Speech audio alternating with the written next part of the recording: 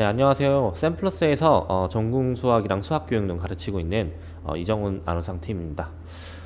저희가 오늘 설명회를 진행을 할 건데 이제 저희가 팀을 완전히 구성을 해가지고 이제 기본 이론반부터 진행을 하게 됐거든요. 네, 그러다 보니까 같이 인사를 드리는 게 좋을 것 같아서 같이 인사를 드리게 되었고, 일단 제가 먼저 전공 수학에 대해서 어떻게 진행될지, 어떻게 공부해야 되는 건지 이런 걸 소개하고 나서 수학교육론 내용에 대해서 진행을 하도록 할게요.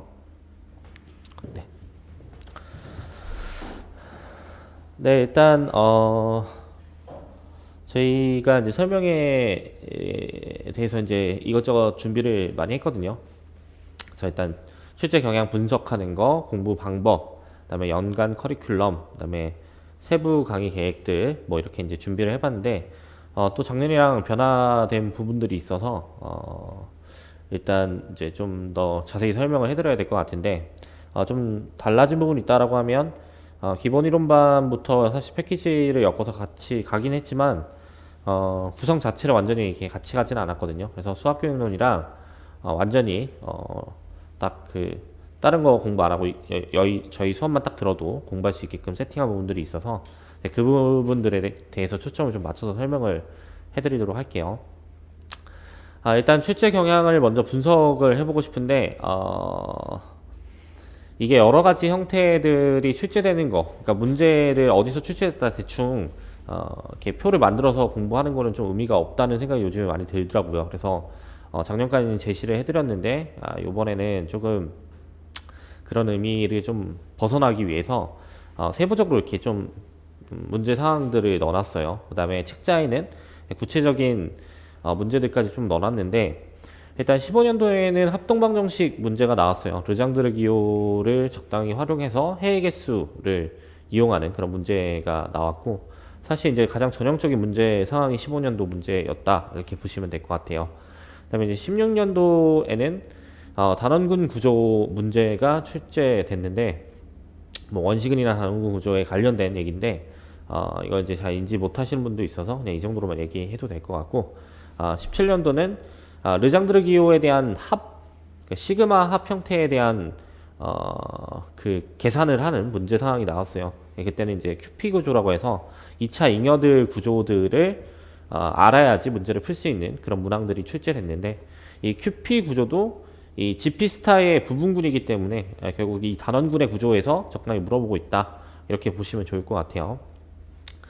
그 다음에 18년도, 19년도 이 문제들은 이제 풀어보신 분들도 있을 거고, 이제 처음 준비하시는 분들은 풀어보신 분도 안 풀어보신 분도 있을 것 같은데, 일단 이 단원군의 구조를 이용해서 문제를 해결하는 걸로 출제가 됐는데 적당히 노가다를 해서 이제 풀 수도 있는 상황이었기 때문에 이렇게 이제 판단하시는 분도 있고 그렇지 않은 분도 있을 거라 판단이 돼요.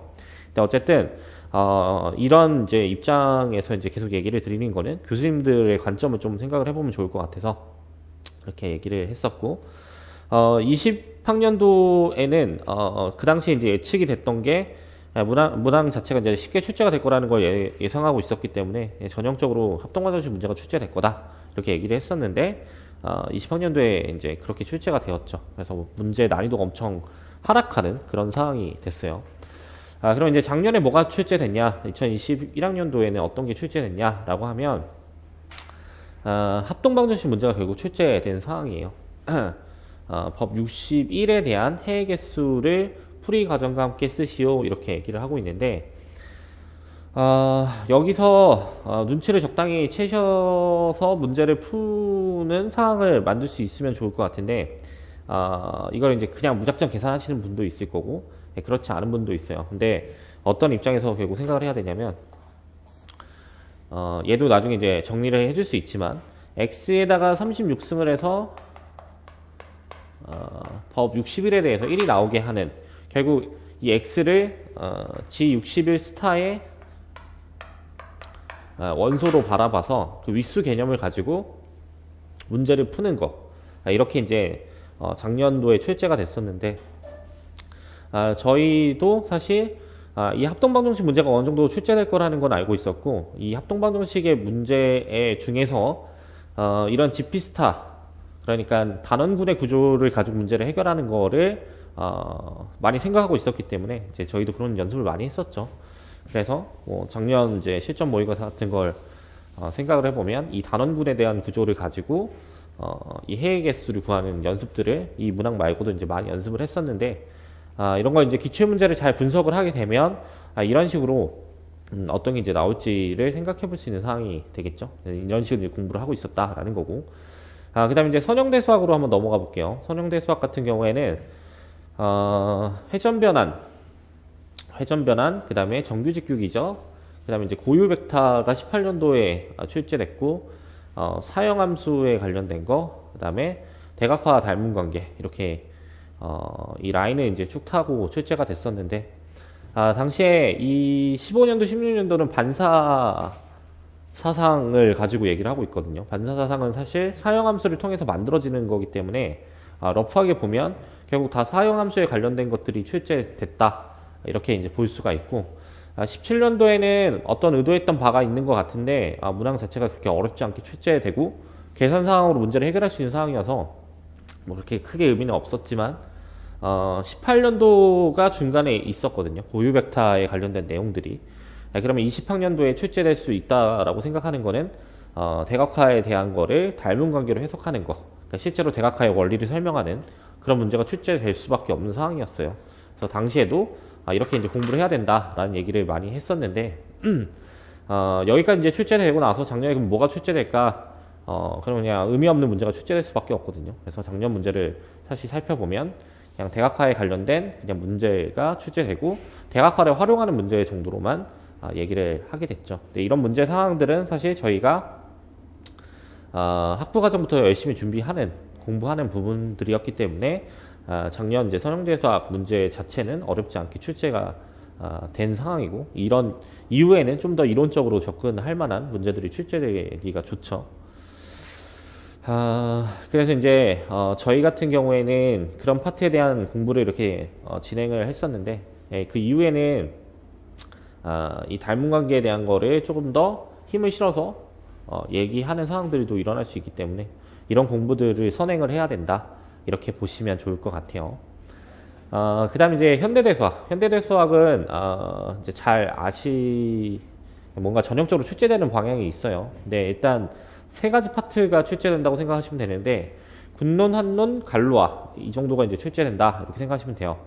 근데 이제 군론이랑 환론은 단답이랑 서술형이 왔다 갔다 하면서 출제되고 있었던 시점이었고 그다음에 이제 간루화는 전형적으로 간루화 문제들이 출제가 되고 있는데 사실 간루화 문제도 이렇게만 볼 게 아니라 문제를 사실 잘 살펴보면 그 다음 연도에 간루화 문제가 어떻게 출제될지를 정확하게 파악하기는 힘들어도 어느 정도 유추할 수 있거든요. 사실 이제 군화는 유추 범위보다는 적당히 도는 수준이고 간루화는 어려운 문제이기 때문에 이 문제 해결을 하게 되면 합격이랑 가까워질 수 있기 때문에 잘 문제를 해결해 나가야 되는데 실제로 이 문제가 계속 발전해 나갔어요. 그러니까 이 간루화 기초 체로 문제랑 같이 나왔던 16년도 이후부터 쭈루룩 가면 17년도는 고정체에 관련된 문제, 그 다음에 18년도는 분해체 조건을 가지고 간루학대체 의미를 어느 정도 가져갈 수 있는 그런 이제 문제가 출제됐고, 그 다음에 19년도에는 난이도가 대폭 상승됐는데 약간 17년도랑 18년도가 어느 정도 합쳐진 느낌의 문제 상황이었는데 여기까지만 해도 뭘 생각해 볼 수 있냐면 여기서 만들어진 문제가 다 어디서 도냐면 QZN이라고 해서 원분학대체에 관련된 문항들이 계속 추상적으로 출제되고 있구나 이렇게 생각할 수 있는 상황까지 갔거든요. 그래서 계속 가완군의 구조를 계속 얘기하는데 거의 이제 이거를 K라고 둬버리고 문제를 풀게끔 얘기를 하는 거죠. 그러다 보니까 여기서 어떤 얘기들을 계속 해 나갔어야 되냐면 얘 부분체 중에 제타인과 제타 인버스를 합한 이런 부분체들에 관련된 얘기들을 많이 해 나가야 된다 이런 얘기를 많이 했었거든요. 그 이유가 뭐였냐면 난이도가 좀 상승했었던 게 17년도인데 이때 아직 잘 모르실 수 있겠지만 한 번 정도 공부하신 분이라면 이 알파라는 거 가지고 알파 인버스로 보내는 자기동형 세상이 있는데 그때 어떻게 해결해봐 식의 논리가 펼쳐지거든요. 근데 이렇게 이제 여건이 다시 켤레근이 되는 경우들은 어떤 형태들밖에 없냐면 거의 제타인들밖에 없어서 그렇게 확답할 수는 없지만 어쨌든 이 상황에서 계속 돌고 있는 상황이었다. 그래서 이거에 대한 연습들을 열심히 해 나가야 됐던 게 19년도까지였는데 이때까지 난이도가 계속 상승하다가 20학년도에 들어서 난이도를 이제 줄이는 느낌이 좀 있었기 때문에 여기서 이제 갈라 문제가 뭐가 출제될까 했었는데 이때는 그냥 원문합 대체 문제가 그냥 출제돼 버렸어요. 그러니까 결국 QZN에 대한 관련된 문제가 출제돼 버린 거죠. 그러면 그 다음에는 뭐가 출제될까 이러면 사실 여기에 관련된 문제가 다시 출제될 수밖에 없거든요. 근데 개인적으로는 20학년도 문제보다는 난이도가 상승할 거라고 생각을 했는데 개인적으로 생각한 거에 비해서는 난이도가 많이 상승하진 않았어요. 그래서 이 알파라는 제타5와 제타5 인버스를 합해 놓은 이 원소를 대놓고 줘놓고 얘에 대한 기하 당식을 찾는 이런 문항이 출제됐죠. 근데 제가 생각하기에는 문제가 쉽게 출제된 상황이었는데 왜 그렇게 생각할 수밖에 없냐면 이 문제가 추상적인 문제가 아니라 구체적인 예제 가지고 문제를 푸는 상황이었기 때문에 어렵지 않게 출제가 됐는데 사실 이제 시험장에서 푸시는 분들은 난이도가 좀 올라간 상황이다 보니까 이렇게 어렵게 느껴지시긴 했나 봐요. 그래서 어쨌든 이런 식으로 출제가 됐다. 근데 실제로 저희가 많이 연습했던 문제들이 다 이런 문제예요. 알파를 알파 인버스로 보내서 이 제타 정도 되는 거니까 제타와 제타 인버스를 합해놓은 이 필드 상에서 얘기를 해봐 이런 논리나 아니면 이 사안을 조금 엮어가지고 결국 제타에 관련된 형태들로 가지고 노는 거 이런 것들은 미리 연습을 사실 해봐야 되는 부분들이기 때문에 열심히 이제 해봤죠. 근데 이런 식으로 이제 연습을 해봐야지 문제를 해결할 수 있기 때문에 그렇고 기출을 이런 식으로 계속 진행해 나가고 있다 정도로 생각하시면 돼요. 그다음에 이제 실해석학 문제는 전형적인 문제가 있고 그렇지 않은 문제들이 있거든요. 일단 15년도에는 리만 적분 가능성, 그 다음에 16년도에는 미분 관련 문제랑 평등수렴성 문제. 근데 이 평등수렴성 문제는 계속 출제될 수밖에 없는 상황이어서 17년도에도 나오고, 그 다음에 18년도에도 나오고, 그 다음에 19년도에도 나오고, 20년도에도 이렇게 출제됐죠. 이렇게 계속 출제가 되고 있는데 평등 수렴에 관련된 얘기라는 거지 평등 수렴성을 보이라는 문제가 아니라 뭐 전별 수렴만으로 평등 연속을 보이는 문제 상황도 있었고 뭐 왔다 갔다 하고 있었어요. 그래서 이런 평등 수렴성 함수한급수에 대한 얘기는 잘 공부해 나가야 되는 부분이다 이렇게 이제 볼 수가 있고, 그 다음에 라인을 좀 더 잡아줘야 되는 게 뭐냐면 이 16년도에 미분 관련 문제가 출제가 됐어요. 롤의 정리나 사이값 정리, 평값 정리 이런 거를 이용을 해서 문제를 해결하는 문제 상황 이게 16년도에 출제가 됐고, 그 다음에 이제 테일러 정리 문제가 출제됐는데 이 테일러 정리 문제를 가지고 참조 상황이 있었는데 이 참조 상황의 나번 항등 정리와 비슷하게 생긴 이 나번 문제 상황이 원래 출제되거든요. 네, 그 부분이 사실 이 사이값 정리와 관련된 롤의 정리와 관련된 문제 상황이어서 같이 연결해서 생각하면 좋을 것 같고, 이 문제가 실제로 어디로 이어지냐면 여기 20학년도에 미분 문제 이렇게 이어지는 상황이 됐어요.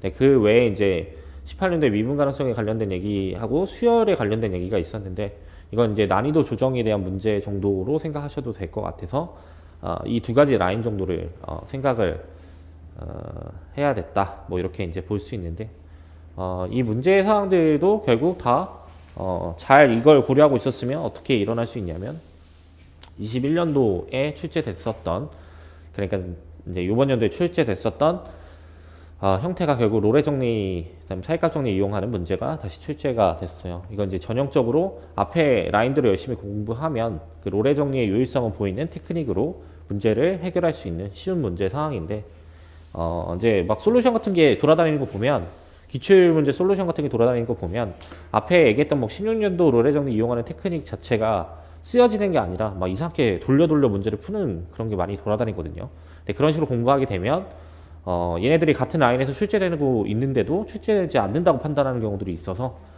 이렇게 이제 라인을 잘 잡고 공부하셔야 된다. 이거고.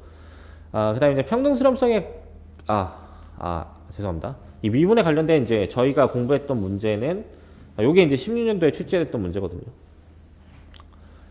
근데 그거 연습을 다시 한번 시키면서, 로레 정리를 다른 식으로 테크닉을 이용할 수 있는 것들도 있어서, 다양하게 좀 공부를 시켰던 상황이에요, 저희는.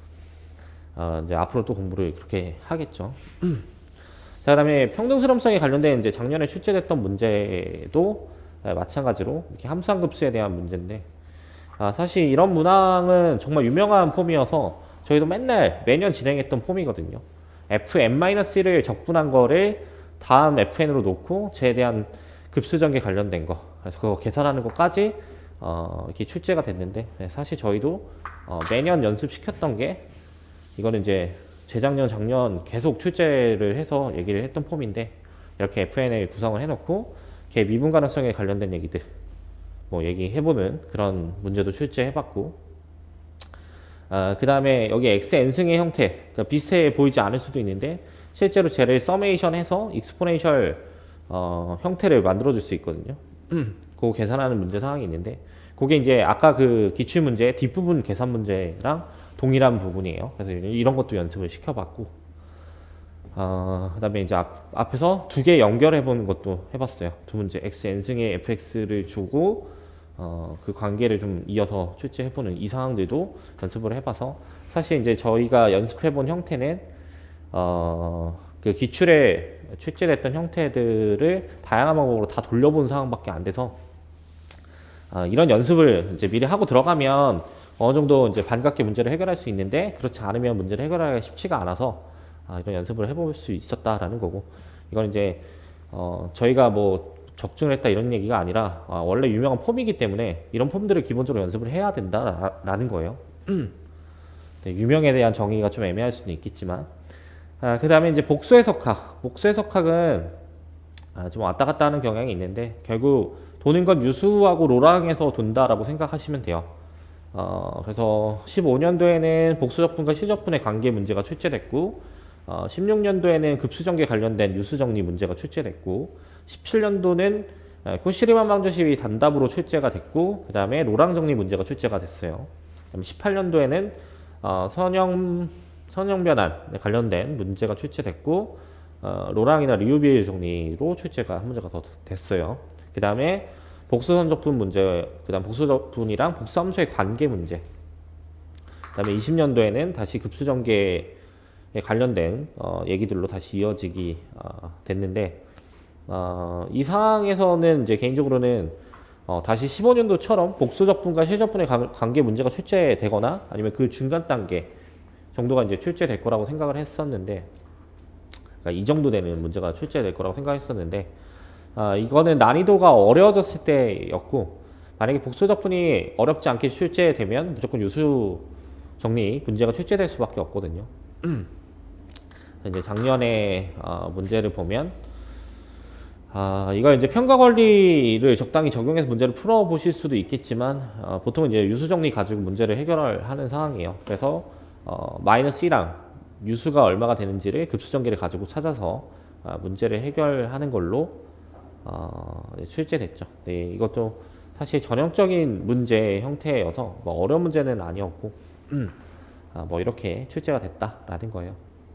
이런 부분에 대한 거는 철저하게 연습을 하는 게 당연한 거기 때문에 저희도 뭐 비슷하게 연습을 많이 해봤다, 뭐 이 정도로 얘기를 해볼 수 있을 것 같고, 그다음에 이제 마지막으로 미분기하 문제는 사실 곡선론 문제와 곡면론 문제가 그냥 출제되는 상황인데,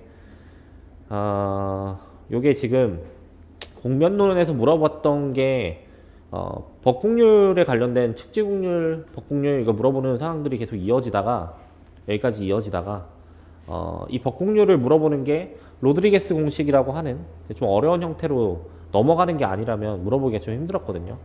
그래서 이 부분에 대한 거를 결국 19년도에 가서는 가우스 공률을 가지고 물어보는 상황이 나왔어요. 근데 가우스 공률은 사실 기본 계수만 있으면, 공식만 있으면 문제를 풀 수 있는 부분이어서 어렵지 않게 출제가 됐고, 이게 작년에는 이제 평면 공률로 나왔어요. 근데 이 공식 외울 때 같이 외우는 공식이어서 그냥 별반 다르지 않게 출제된 상황이라고 생각하시면 돼요. 그러니까 약간 형태는 달라지긴 했지만 거의 이제 똑같은 걸 물어보는 상황이었고, 그 다음에 곡선론은 그냥 계산하는 문제 상황들이 계속 나왔기 때문에 기본적인 그냥 연습만 잘 하시면 되는 상황이에요. 그래서 이런 상황에서 나올 수 있는 게 뭐가 있냐라고 하면 작년에 예상하기에는 이제 전곡률이 나올 수도 있지 않겠냐 이런 생각을 많이 했어요.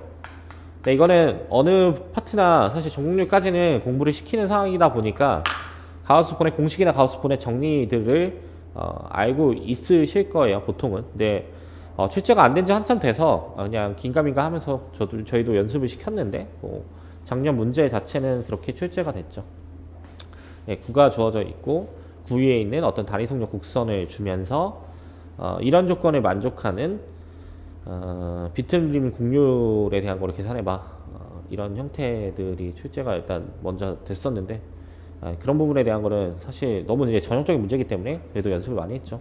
똑같은 형태로 구를 주고 구 위에다가 곡선을 하나 만들어줘서 그 위에서 이제 계산을 해보는 가우스폰의 공식 관련된 문제들, 이 위에도 사실 이 구 위에서 노는 것들은 거의 다 해봤던 것 같은데, 수업 진행하면서. 네, 이제 그런 거 연습만 잘 해놓으면 사실 어렵지 않게 미분기화를 해결할 수 있기 때문에 그렇게 이제 볼 수 있어요. 자, 그 위에 이제 이산이랑 수리통계가 있는데, 수리통계는 이제 어느 정도 고려를 하셔야 되는 게 중심가 정리나 아니면 중고등학교 때 많이 배웠던 정규분포에 관련된 내용들이 많이 출제될 거라고 생각하시면 좋겠죠. 그래서 작년에 이제 출제됐던 형태도 이 중심가 정리를 적용하는 적당한 이런 문제 상황인데, 정규분포 관련된 문제 상황인데, 사실 이런 문제가 왜 출제될 수밖에 없냐라고 하면 정부에서 미는 부분들이 있어요. 정부에서 머신러닝이나 데이터 분석이나 이런 것들을 계속 밀고 있기 때문에 어떤 기관에서 출제되는 문제에는 거의 통계 관련된 문제들은 정규분포가 깔려 있다고 생각하시면 돼요. 그래서 당시에도 이제 이런 연습을 많이 시켰는데 이런 문제가 출제됐다. 그래서 이런 경향들을 갖고 있다 정도로 이제 생각하시면 될 것 같고, 이제 두 번째로 생각을 해봐야 될 거는 공부는 어떻게 해야 되는 거냐, 뭐 이런 것들도 생각을 해봐야 되겠죠. 그러니까 이런 경향을 가지고 있었기 때문에 공부는 어떻게 하는지도 사실 너무 확고하게 생각할 수 있을 것 같은데, 일단 기초 공부가 잘 안 되신 분들은 이런 생각을 많이 할 것 같아요. 정리증명을 알아봐야 되냐, 이거는 이제 매년 말씀드리는 부분이긴 한데, 정리증명은 알아야 된다라는 게 일단 맞아요. 맞긴 맞는데, 이제 문제는 무작정 정리증명을 다 알아야 되냐, 요거는 아니고 알아야 될 정리의 증명 테크닉들이 있거든요. 그 테크닉들은 알고 있어야 된다라는 거예요. 근데 왜 그 테크닉들을 알고 있어야 되냐라고 하면 테크닉들이 문제 해결의 그 솔루션을 주는, 답 형태를 주는 그런 테크닉들이 워낙 많기 때문에 그런 부분들을 잘 선택하고 알고 있어야 된다라는 거예요. 무작정 다 알아야 되는 건 아니고 당연히. 그래서 사실 기본적으로 이런 테크닉을 알아야 되는 이유 중에 하나가 보면 우리가 이제 정수론부터 보통 현대대수학을 공부하기 때문에 페르마 소정리를 가장 먼저 만날 거예요. 얘네 이 정리 상황들 중에서. 근데 만약에 페르마 소정리라는 거를 증명하는 과정을 알게 되면 어떤 형태를 해볼 수 있냐면, 이 페르마 소정리에 대한 테크닉을 오일러 정리에 적용할 수 있어서 얘도 똑같이 증명할 수 있어요. 그 다음에 이 테크닉을 어디에 또 쓸 수 있냐라고 하면 닫혀있는 유한집합은 부분군이 된다라고 하는 이 명제를 증명할 때도 쓰여요. 그 다음에 이 테크닉이 또 어디 쓰이냐라고 하면 유한정역은 채다. 근데 사실 얘가 GP였기 때문에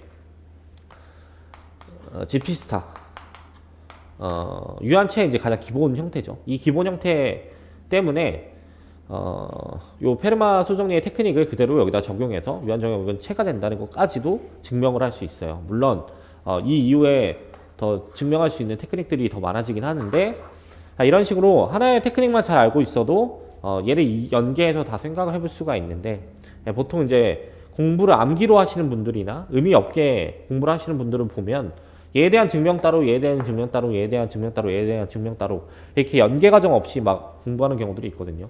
이렇게 이제 하는 게 아니라 일반화를 해서 이 증명 테크닉을 알게 되면 한 번에 4-5개를 알 수 있는 상황을 만들어 볼 수가 있다. 그래서 증명을 알아야 되는 정리들이 몇 가지가 있고 그거를 잘 선별해서 그 정도는 알고 있어야 된다. 그게 어떻게 문제로 바뀔지 모른다. 뭐 이렇게 이제 보시면 될 것 같은데, 실제로 이제 기출문제 하나를 들고 왔는데, 여기서 이제 TM이라고 하는 거를, A, 8M이 1과 합동이 되게 하는, TM에 대한 조건상의 문제를 물어보는 이런 문제가 출제됐어요. 근데 이게 이제 기존에 돌아다니는 솔루션들 보니까 막 답을 막 노가다 떼서 찾는 분들이 되게 많은데, 그게 아니라, 이 TM이 G8M 스타와 같다는 걸 집합적으로 보여서 문제를 해결하면 엄청 쉽게 해결할 수 있거든요.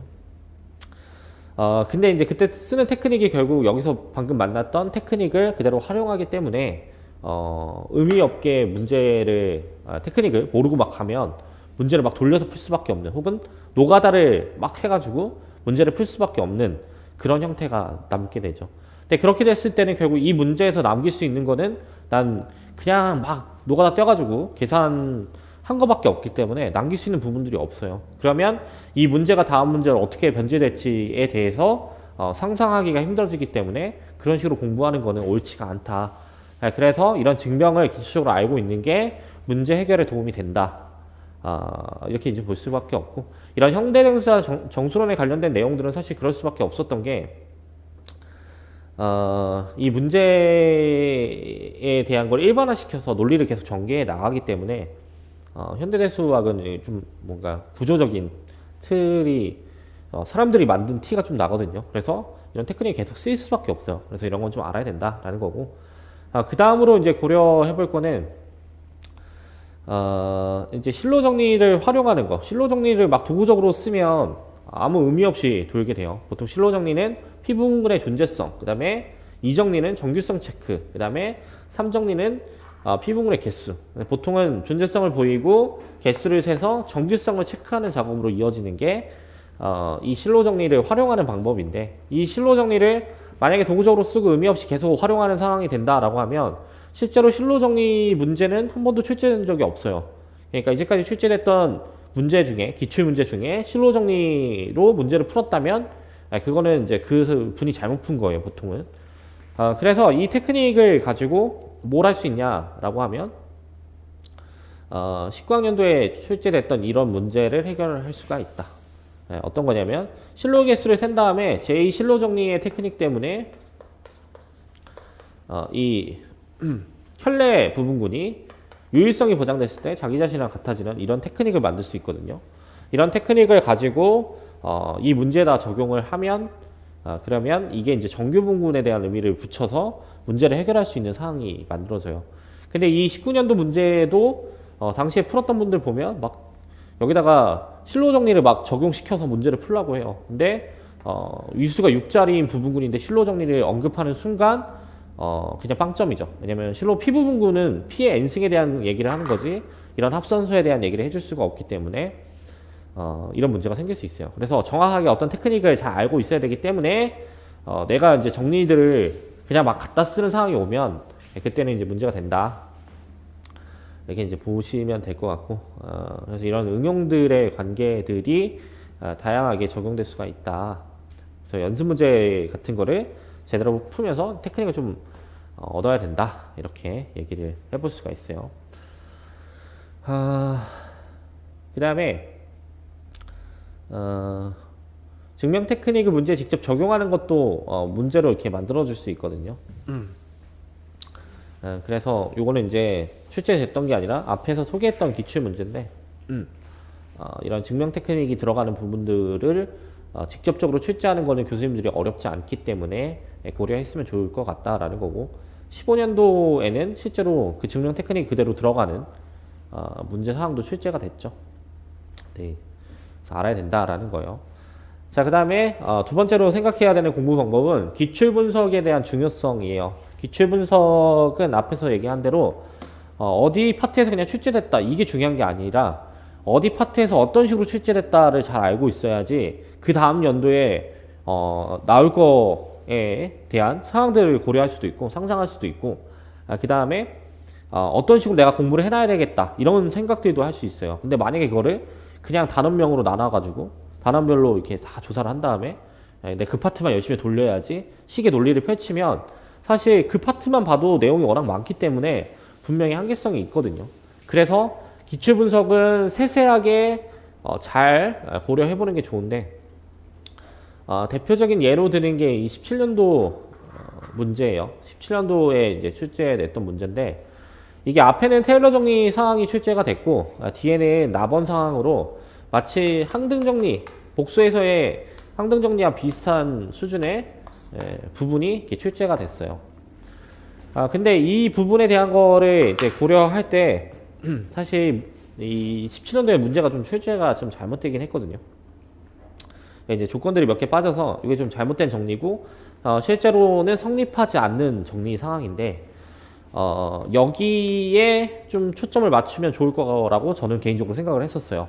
왜 그러냐면 이러한 문항에 대한 원형 문제가 원래 있어요. 원래 이제 교수님들도 많이 보는 프로블럼북이 있는데 그런 프로블럼북을 보면 여기에 해당하는 원형 문제가 있고 그 원형 문제는 요런 항등 정리를 마치 주면서 문제를 해결하라고 하는 게 아니라 롤의 정리를 활용해서 문제를 해결해봐 라는 식으로 문제가 출제되어 있어요. 그래서 이제 저희 같은 경우에는 여기 파트를 처음에 이제 증명을 시켜보기도 하고 뭐 여러 가지 방향으로 갔었다가 이 롤의 정리 테크닉을 가지고 이 문제를 다시 푸는 형태로 공부를 시켰어요. 근데 이 롤의 정리 테크닉이 계속 활용이 됐냐 안 됐냐라고 하면 앞에서 소개한 대로 3번이나 계속 출제됐단 말이에요. 작년까지 계속 요번 연도까지 계속 출제가 됐기 때문에 롤의 정리에 대한 테크닉은 정말 중요한 부분이 되는 건데 만약에 내가 기출 분석을 잘 해가지고 이 부분에 대한 테크닉을 엄밀하게 알고 잘 가져갈 수 있었으면 계속 활용돼서 문제를 풀 수 있었을 텐데 이거를 그냥 항등 정리로 내버려 두고 문제가 틀렸는지 안 하는지도 판단 안 하고 그냥 문제를 계속 풀었으면 아무 도움이 없는 기출 분석을 하는 상황밖에 안 돼요. 그래서 기출 문제에 대한 재구성 같은 걸 해서 그러니까 이 파트를 다른 걸로 대체할 수 있는지 뭐 이런 것들을 판단을 좀 해서 공부를 해보면 좋겠다라는 건데 사실상 이거는 이제 그렇게 하기가 힘들기 때문에 뭐 이제 저희 같이 수업을 하면서 이제 들으시면 더 좋겠죠. 근데 저도 이제 한계가 있기 때문에 뭐 이런 것들을 이제 다양하게 볼 수 있는 시각을 가지면 좋겠다라는 거예요. 러프하게. 그래서 이런 이제 재구성한 문제들도 있고 롤의 정리로 변형해서 원래 기출 문제를 다시 풀어보는 상태들도 있다. 그래서 이제 저희가 이제 그 쪽지 시험이나 하프 모의고사 때 제시했던 거는 이 납 파트에 대한 거를 이 항등 정리 파트로 제시하는 게 아니라 롤의 정리를 하나 주면서 이거 가지고 문제를 풀어봐 식의 문제가 출제됐죠. 그 다음에 기출에서는 여기 이제 등호가 빠져 있었는데 등호를 넣어서 이제 재구성을 해서 다시 이제 제시를 했죠. 네, 저희 이제 등호가 안 들어가면 형식상 이제 또 문제가 되는 오류가 나는 부분들이 있어서 문제를 다시 재구성을 해서 출제를 한 거예요. 그렇게 되면 이제 어떤 일이 일어나냐면 이 테크닉이 작년에 그대로 들어가는 문제가 됐어요. 근데 여기 있는 테크닉은 이제 무한번 진행됐을 때, 그러니까 해석적인 함수에 대해서 얘기를 했던 거라면 이거는 이제 그 테크닉만 갖다 쓰면 되는 거기 때문에 한 번만 미분 가능한 조건을 줘서 요 상황에 대한 걸 해결할 수 있냐 이렇게 이제 돼 있었죠. 근데 그때 보면 이 문제가 잘 변형돼서 등호가 다시 포함되어 있고 네, 문제를 한번 이제 풀어볼 수 있게끔 세팅이 됐는데 사실 이 대우명제를 써보면 얘가 지금 거의 같은 얘기들을 하고 있다는 거를 알 수가 있어요. 네, 이런 식으로 대비를 계속 해 나가면 미래 문제에 대한 걱정 없이 공부를 계속 할 수가 있죠. 네, 이거는 이제 혼자 하기는 좀 힘들고 같이 해보면 좋겠다라는 거예요. 그 다음에 이제 15학년도에 출제됐던 선형대성 문제를 하나 들고 와봤는데 여기 이제 반사사상에 관련된 문제가 출제됐어요. 근데 이런 문제가 출제되면 뭘 생각을 해봐야 되냐면, 일단 2점짜리로 출제됐기 때문에 단답형으로 출제돼서 얘가 서술형으로 바뀌었을 때는 어떻게 될까? 그러니까 서술형 형태는 어떻게 될까? 요거를 고려해 놓는 게 좋겠죠. 그러니까 당시에 이 문제를 보고 어떤 작업들을 많이 했냐면, 그림을 그린 다음에 저기에 해당하는 고유 벡터가 여기 있고, 그 다음에 이 컬에 있으니까 이거 두 개에 관련된 고유 방정식만 세우면 그거 연습만 하면 되나 보다, 이렇게 생각을 많이 해서 서술형 연습은 하나도 하지 않았거든요. 그래서 저는 이제 수업 시간에 이걸 서술형으로 대비를 해야 된다, 서술형으로 대비하려면 어떻게 진행을 해야 된다, 이것들을 계속 수업 시간에 소개를 했었는데, 근데 이걸 서술형으로 준비를 시키니까 당시에 만날 때는 문제 자체가 너무 어렵게 느껴졌는지 약간 거부감을 일으키는 분들도 되게 많았어요. 이렇게 그냥 그림으로 찾으면 안 돼요? 식의 논리를 펼치시는 분들이 있었는데, 근데 당연히 안 되죠. 왜 그러냐면 단답으로 출제가 됐는데 그 이후에 서술형으로 출제될 수밖에 없는 상황인 걸 연습을 안 하면 도움이 될 게 없으니까 이런 식으로 공부하는 게 아니라라는 거예요. 그래서 이걸 서술형으로 연습시키는 작업을 열심히 시켜드렸고, 근데 실제로 그 연도에, 그때 이제 계속 중요하다고 얘기했던 그 연도에 19학년도에 이 서술형 형태로 출제가 됐어요. 프로젝션 사상에 대한 걸. 그러니까 앞에 거를 이제 잘 준비하면 이 문제를 해결할 수 있는 상황이었는데, 그렇게 이제 그림 상황으로 해결하는 거를 막아버리려고 프로젝션 사상을 다 더해버린 다음에 이거에 관련된 문제를 풀게끔 제시가 됐던 거죠. 네, 이렇게 됐을 때도 마찬가지로 또 이상하게 이제 푸시는 분들은 이걸 그람슈미츠를 해가지고 막 문제를 풀라고 하는 그런 분들이 있었는데, 그렇게 푸는 게 아니라 이 평면에 프로젝션 시키는 거를 또 연습을 해가지고 이 문제를 해결할 수 있게끔 준비를 시켜드렸었던 상황이죠. 그래서 이거를 앞에 상황에서 이제 보듯이 이제 직선에만 떨어뜨리는 거 혹은 뭐 반사시키는 거 이런 것만 고려한 게 아니라 이걸 가지고 평면에 떨어뜨리는 것도 공부해보고 이제 다양하게 잘 고려를 해놓으면 어렵지 않게 문제를 풀 수 있는데, 네, 이제 그런 준비를 안 해놓은 분들 입장에서는 당시 이 문제가 어려웠을 수밖에 없어요. 그래서 이 문제가 이제 출제되고 나서는 18년도에 고유 벡터에 관련된 문제가 출제된 걸 보고 이 대각화 관련된 문제가 출제될 수밖에 없겠구나, 이렇게 생각을 했었거든요. 대각화에 관련된 문제가 결국 닮은 관계에 의해서 설명이 되는, 그러니까 추행렬 가지고 설명이 되는 그 부분에 대한 출제가 될 수밖에 없다라는 거를 생각을 했었던 상황이죠. 근데 어쨌든 좀 더 이어서 나아가 보면 이렇게 이제 간단하게 문제를 해결할 수 있는데, 풀이 돌아다니는 거 보면 이상하게 막 그람슈미츠 해가지고 막 그 현실상 풀 수 없는 풀이를 막 돌려요. 근데 그런 식으로 푸는 것이 아니라 이런 의도가 있는 문제 상황이었다.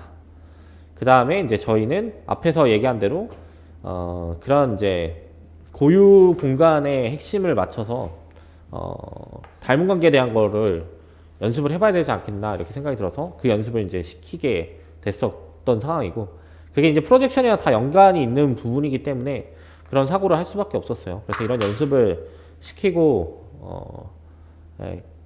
갔더니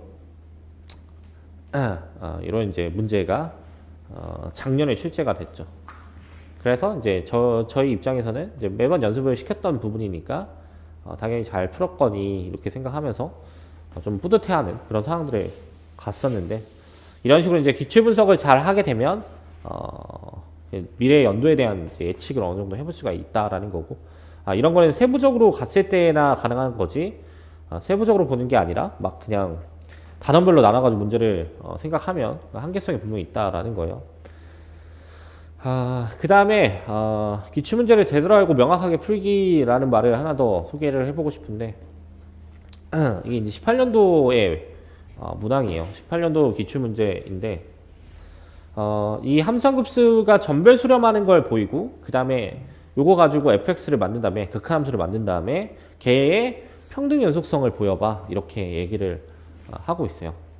근데 여기서는 어떤 구간에서가 아니라 실수 전체에서 전별 수렴하는 걸 보이라고 하고 있는데, 이것도 마찬가지로 풀이가 돌아다니는 걸 보면 실수 전체에서 평등 수렴성을 말도 안 되게 보여요. 그 다음에 평등 수렴하기 때문에 평등 연속하는 걸 보이는 과정을 막 가요. 근데 실제로 이 문제는 실수 전체에서 전별 수렴을 쉽게 볼 수 없는 대표적인 예고, 절대 써면 안 되는 게 어떤 거냐면, 임의 양수 R에 대해서 닫힌 구간 상에서 평등 수렴한 걸 보여서 실수 전체에서 평등 수렴하다. 식의 논리를 펼치면 안 되는 대표적인 예거든요. 근데 이런 풀이가 자꾸 돌아요. 근데 그런 풀이를 습득하시면 말도 안 되는 풀이가 되는 거죠. 그러니까 여기서 전별 수렴함을 보이라고 했기 때문에 평등 수렴함을 보이던 말던 간에 전별 수렴만으로 평등 연속성을 보일 수 있으니까 이거 가지고 문제를 풀어봐. 이렇게 출제를 하는 상황인데, 이게 평등 수렴하는 걸 보이게 되면 사실 대표적인 발레이기 때문에 빵점 처리가 될 수밖에 없는 상황이었는데, 그런 식으로 푸는 분들이 되게 많았다라는 거죠. 그래서 기출은 제대로 알고 제대로 풀어야 되는데 나만의 풀이를 만든다거나 아니면 그 풀이가 돌아다니는 거를 검증도 안 하고 믿어버리는 상황이 오면 절대로 안 된다라는 거예요. 실제로 이거 출제되는 그 출제하시는 교수님들이 만드는 풀이가 아니기 때문에. 네, 그러고 저는 이제 이거를 맨날 얘기하다가 약간 반발이 들어오시는 분들이 있어서 레퍼런스를 하나 넣어가지고 그 외국 대학에서 이렇게 하면 안 된다라고 하는 렉처 노트를 하나 들고 와서 수업 시간에 막 소개까지 하는 상황까지 이르렀는데, 그런 식으로 이제 막 푸시면 안 되고 의도대로 푸는 게 되게 중요하다. 그래서 이제 공부는 이렇게 하면 되겠다라는 거고. 그럼 연간 계획이랑 세부 계획을 좀 살펴보면 좋을 것 같은데, 일단 이제 저희가 구성이 좀 바뀌었어요. 앞에서 말한 대로 원래는 기본 이론반 때는 따로 수학 교육을 따로 이제 공부를 진행하다가 요번 연도는 완전히 그냥 통으로 공부를 하시라고 가격도 많이 다운됐고, 그 다음에 구성 자체도 아예 같이 하게끔 세팅을 했어요. 그래서 저희가 좀 어떻게 진행을 할 거냐면 1월 8주 동안 정수론이랑 현대대 수학을 전공 수학에서 진행하면서, 그러니까 제 수업을 신청하거나 수학교육 수업을 신청하면 그냥 두 개를 같이 들어야 되는 상황인데, 뭐 금액이 엄청 비싼 것도 아니기 때문에 같이 들으시면 되는데, 그때 이제 수학교육론 기본 이론반을 같이 시간에 맞춰서 진행을 해요. 그래서 통합적으로 같이 진행을 하니까 한 번에 그냥 쫙 다 공부하고 간다라고 생각하시면 될 것 같고, 이제 저희 입장에서는 주요한 거를 딱 빼내가지고 핵심적인 거를 공부시킬 예정이어서 하루 만에 그냥 쭉 다 진행하게끔 구성을 했거든요.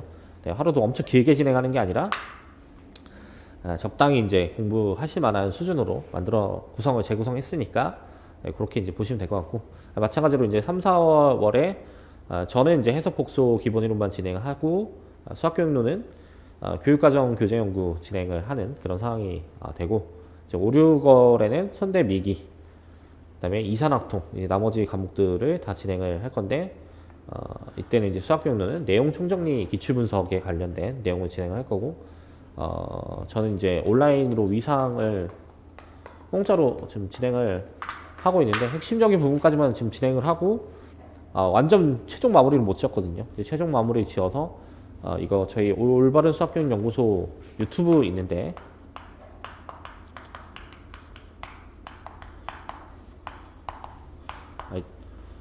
이따가 소개를 할 거지만 무료로 보실 수 있게끔 재작년부터 계속 올리고 있었거든요. 그러니까 위상은 그냥 이렇게 보시면 된다라는 거고, 그 다음에 이제 7, 8월에 들어서는 이제 같이 하프 모의고사반을 진행을 해요. 이제 하프 모의고사반은 뒤에서 이제 세부적으로 다시 소개할 거지만, 하루 A형, 하루 B형 이렇게 해서 수교까지 통합해서 한 번에 시험 보거든요. 그래서 왔다 갔다 하면서 A형 봤다가 B형 봤다가 A형 봤다 B형 봤다 하면서 실전 모의고사에 대한 대비를 미리 해놓고, 이제 9, 10월 가면 실전 모의고사반, 원래 이제 이때는 통합해서 진행을 했으니까 이런 식으로 2021년도를 진행을 할 거다, 이렇게 이제 보시면 될 것 같고, 그래서 이제 그러면 시간표도 바뀌어야 되기 때문에 시간표를 어떻게 진행을 하냐면, 일단 3시까지를 전공수학으로 잡아놨어요. 전공수학을 먼저 진행을 하고, 그 다음에 수학교육론을 진행을 해서 이제 하루 만에 딱 공부를 끝낼 수 있게끔 세팅을 할 거예요. 그래서 6시 반쯤에 수학교육론이 끝나면 그 이후에 이제 질의응답 시간을 가질 건데, 작년에 이제 스터디 결성대를 진행을 했었는데 그 코로나 여파가 좀 심해가지고 요번에는 아마 진행을 하지 않을 것 같아요. 그러니까 스터디 봐주는 거를 진행을 하진 않을 건데, 만약에 스터디 하시는 분들이 있으면 최대한 이제 도움을 드리는 그런 시간을 가질 거니까 그렇게 활용하시면 될 것 같아요.